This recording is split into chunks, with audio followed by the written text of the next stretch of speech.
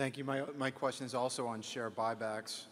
Warren, in last year's annual letter, you said not a dime of cash has left Berkshire for dividends or share repurchases during the past 40 years. In 2011, Berkshire changed course and announced a share repurchase authorization.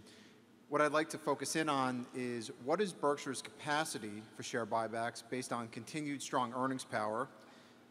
How attractive is deploying excess capital in share buybacks compared to acquisitions, even above 1.1 times book value? And what are your latest thoughts on instituting a shareholder dividend? Yeah, the 1.1 is a figure that we feel very comfortable with.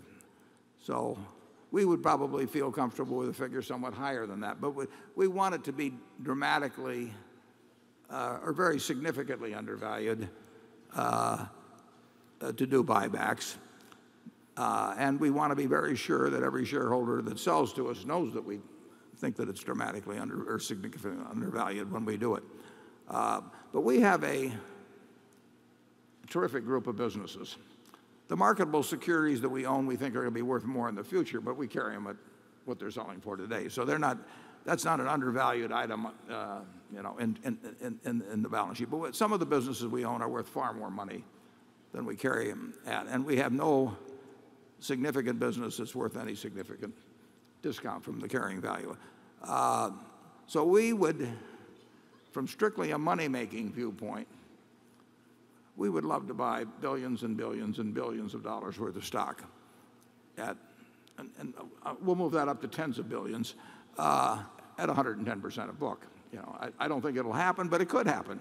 You'd never know what kind of a market you'll run into. And if we get the chance to do it, as long as we don't take our cash position below 20 billion, we would buy it very aggressively at that price. We know we're making significant money for remaining shareholders. The value per share goes up when we buy at 110% of book, and therefore, and it's so obvious to us that we would do it on a big scale if given the chance to, and if it did not take our cash position down below a level that leaves us comfortable. Charlie, you have any?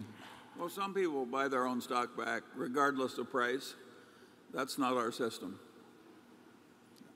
Well, we think a lot of share repurchases are idiotic. I mean, yeah. I was trying to say that more gently. You've never done it before.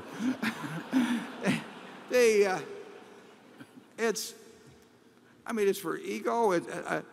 I've been in a lot of boardrooms where share repurchase authorizations have been voted, and I will guarantee you it's not because the CEO is thinking the way we think at all.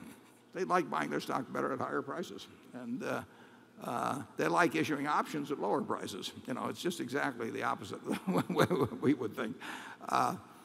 We will only do it for one reason, and that's to increase the per share value the day after we've done it.